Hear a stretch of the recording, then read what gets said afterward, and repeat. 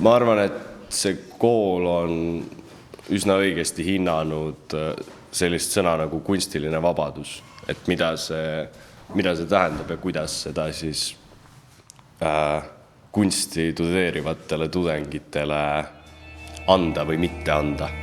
See on arendav, nagu ma olin väga tagasihoidlik, väga arglik, väga selline, et ma ei tahtnud laval olla, ma ei tahtnud väga mitte kuskil olla, ma tahtsin kuskil nurgas omaette olla, aga siin koolis nagu ma olen sellest kestast välja saanud, et ma julgen olla laval, see on minu jaoks nagu fine, ma ei karda seda. Ja ma arvan, et see on kasuks ka nagu lihtsalt ülejäänud elus. See, et see Viljandis on, see on just hea. Me oleme nagu kogukond, aga see ei tähenda seda, et meid ei nähtaks.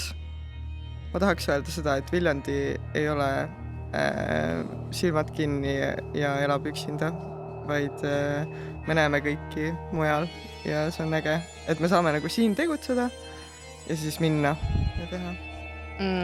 Siin koolis on väga palju vabadust. Põhimõtteliselt ma võin teha lavastuse nullist. Mul on olemas inimesed, meeskond, kes toetavad, õppejõud, kes on väga toetavad ja aitavad mind kaasa. Mul on olemas ruumid, ühesõnaga kõik vajalik, mis on vaja, et luua midagi. Viljandis on kõik sõbrad ja sellepärast on siin väga hea õppida, et kõik saavad sind alati aidata ja vastastikune abi ja sõprus on Viljandi moto.